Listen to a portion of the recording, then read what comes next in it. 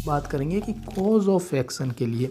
तो प्लेंट जब भी तैयार की जाती है, जब भी सिविल सूट का कोई दावा तैयार किया जाता है मतलब, तो उसमें कॉज ऑफ एक्शन का होना बहुत ज़रूरी है। नमस्कार दोस्तों, मैं एडवोकेट अमित कबीर, आपका एक बार फिर से हमारे यूट्यूब चैनल आर्टिकल 32 में वेलकम है। तो दोस्तों, आज हम सीपीसी, आज जो सिविल प्रोसीडिंग होती है, जो सिविल सूट दाखिल किए जाते हैं, तो उसमें जो प्लीडिंग का सबसे महत्वपूर्ण पार्ट होता है प्लेंट और रिटन स्टेटमेंट। प्लेंट और रिटन स्टेटमेंट क्या होता है वो हमने पहले ही वीडियो में बता दिया था। जो प्लेंटिफ की तरफ से जो प्लेंट तैयार किया जाता है, जो दावा तैयार किया जाता है, उसे प्लेंट कहते हैं। और जो उसका जवाब दिया जाता है डिफेंडेंट की तरफ से, दूसरी पक्ष की तरफ से, उसको हम रिटन स्टेटमेंट कहते हैं।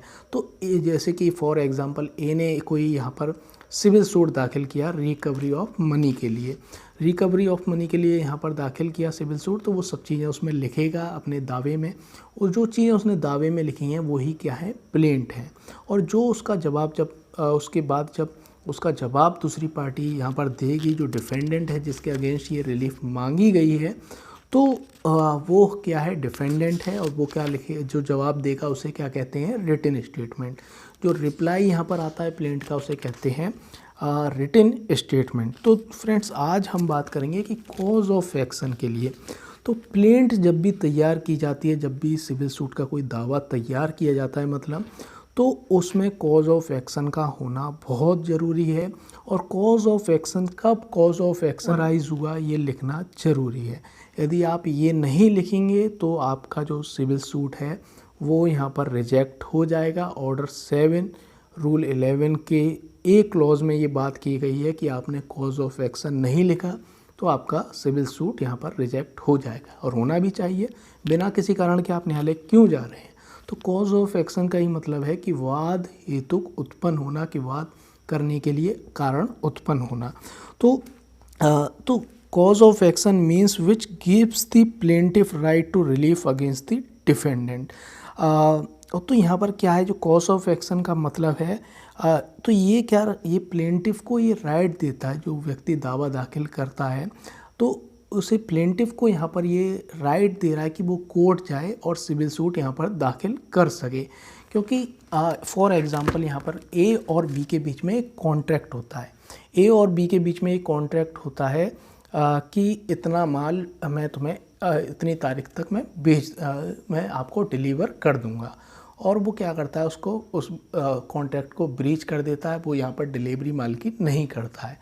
तो इस तरीके से यहाँ पर जो बी व्यक्ति ने यहाँ पर जो ब्रीच ऑफ कॉन्ट्रैक्ट किया, उसने यहाँ पर ए को माल की डिलीवरी नहीं की, तो ऐसी परिस्थिति में क्या हो गया, ये कॉज ऑफ एक्शन अराइज हो गया। और किस दिन से अराइज हो गया, जैसे ये टाइम पूरा हुआ कि उसने 1 महीने में डिलीवरी करनी थी, तो 1 महीने की जो डेट ख़त्म हो गई, तो तभी ये कॉज ऑफ एक्शन अराइज हो गया। ये जो ए व्यक्ति है, जो प्लेंटिफ, बाद में जब वो सिविल सूट दाखिल करेगा तो क्या बन जाएगा, वो यहाँ पर प्लेंटिफ बन जाएगा। तो ए व्यक्ति का ये राइट ये अराइज हो गया कि वो बी व्यक्ति के अगेंस्ट यहाँ पर रिलीफ क्लेम करे।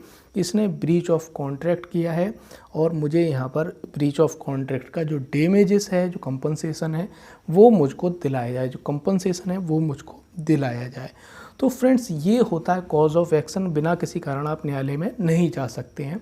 ये सीधे से इसका शब्दों का अर्थ भी निकालेंगे तो समझ जाएंगे कि कॉज ऑफ एक्शन। तो फ्रेंड्स, ऑर्डर 7 के अंतर्गत प्लेंट की बात की गई है, ऑर्डर 8 के अंतर्गत यहाँ पर रिटन स्टेटमेंट की बात की गई है। तो ऑर्डर 7 के रूल 11 सब क्लॉज ए के अंतर्गत ये बताया गया है कि यदि आप यहाँ पर कॉज ऑफ एक्शन अपनी प्लेंट में नहीं लिखते हैं, बिना कॉज ऑफ एक्शन के, आप बिना किसी कारण के, बिना किसी बात के, मतलब यही है कि बिना किसी कारण के, बिना किसी बात के आप कोर्ट में जा रहे हैं, तो आपके जो प्लेंट है उसको रिजेक्ट कर दिया जाएगा, आपके दावे को रिजेक्ट कर दिया जाएगा। तो कॉज ऑफ एक्शन के बारे में हम थोड़ा सा और पढ़ लेते हैं। Every suit presupposes the existence of the cause of action against the defendant. तो प्रत्येक सूट में यहाँ पर ये माना जाता है कि एक कॉज ऑफ एक्शन होता है। इसमें जो पूरी प्लेंट जो होती है उसको पढ़ने के बाद ही ये मालूम पड़ जाता है कि इसमें कॉज ऑफ एक्शन है। और अलग से ये बिंदु भी लिखा जाता है कि इतनी तारीख को ये वाद हेतुक, ये कॉज ऑफ एक्शन ये अराइज हुआ, ये अलग से लिखना भी पड़ता है। Because if there is no cause of action the plaintiff will have to be rejected. यदि कोई कॉज ऑफ एक्शन नहीं है तो आप न्यायालय में नहीं जा सकते हैं और इसके आधार पे आपका जो आपने जो दावा दाखिल किया है वो यहाँ पर रिजेक्ट हो जाएगा, पहले ही शुरू में ही यहाँ पर रिजेक्ट हो जाएगा जैसे ही पता चलेगा कि इसमें कॉज ऑफ एक्शन नहीं है। Even though the expression cause of action has been not defined, cause of action कहीं भी डिफाइन नहीं किया गया है सीपीसी में, लेकिन इसको किस तरीके से डिस्क्राइब कर सकते हैं, ए bundle of the essential facts. इसमें जो इसेंशियल फैक्ट्स होते हैं जिनको पढ़ने के बाद आपको ये मालूम पड़ रहा है कि ये घटना हुई, ये हुआ, इसने ब्रीच ऑफ कॉन्ट्रैक्ट कर दिया, जो किराएदार था, टेनेंट था, उसने अपने मकान मालिक को किराया नहीं दिया तो यहाँ पर जो उसने नोटिस दिया था मकान मालिक ने 1 महीने का नोटिस दिया, खाली कराने का नोटिस दिया, किराए का नोटिस दिया, तो यहाँ पर उसका ये राइट बन गया कि वो कोर्ट में जाए और उसको इजेक्टमेंट के लिए सिविल सूट दाखिल करे। तो bundle of the essential facts, जब पूरी प्लेंट को पढ़ेंगे तो आपको मालूम पड़ जाएगा कि इसमें कॉज ऑफ एक्शन क्या है। जैसे कि ब्रीच ऑफ कॉन्ट्रैक्ट का है कि इसने मुझसे यहाँ पर ये कॉन्ट्रैक्ट किया था कि इतनी तारीख तक ये मुझे माल सप्लाई कर देगा, ये खरीद का ये माल फर्नीचर मैंने ट्रांसफ़र करना था, ये बेचना था, तो इसने मुझे ये नहीं किया। तो आप इसे पढ़ के ही पता चल जाएगा कि इसमें कॉज ऑफ एक्शन क्या है, कि इसने 1 महीने के भीतर माल की सप्लाई नहीं की थी, तो ये ब्रीच ऑफ कॉन्ट्रैक्ट हो गया। इसी तरीके से यहाँ पर क्या है, किराएदारी का हम मामला देखें, टेनेंसी का, तो 1 महीने हो गए थे, 1 महीने का यहाँ पर नोटिस भी दे दिया गया था कि हमारा या तो किराया लौटाओ, नहीं तो आप मकान मालिक जो मकान है जो मकान मालिक का, उसको यहाँ पर खाली करो। फिर भी इसने यहाँ पर कोई किराया नहीं दिया और मकान भी खाली नहीं किया। तो इसके आधार पे क्या हो गया, ये जो कॉज ऑफ एक्शन अराइज हो गया। तो इस प्लेंट को पढ़ के ही आप पता चल गया कि इसमें क्या है, जो किराएदारी डिस्प्यूट है और ये इसने किराया नहीं दिया, ये इसलिए कॉज ऑफ एक्शन प्लेंटिफ का अराइज हुआ कि वो कोर्ट जाए और इजेक्टमेंट का किराया जो रेंट तय हुआ था उसकी वो रिकवरी करे। तो ये इसमें बताया गया है। तो ये होता है कॉज ऑफ एक्शन। तो कॉज ऑफ एक्शन बताना ज़रूरी है और अलग से ये लिखना कि कब कॉज ऑफ एक्शन, आप जितनी भी प्लेंट पढ़ेंगे सिविल सूट की तो उसमें अलग से ये पॉइंट आपको देखने को मिलेगा लास्ट के पॉइंटों में कि इतनी तारीख को, या शुरू के पॉइंटों में भी देखने को मिल सकता है कि इतनी तारीख को ये वाद हेतुक मतलब कॉज ऑफ एक्शन अराइज हुआ था।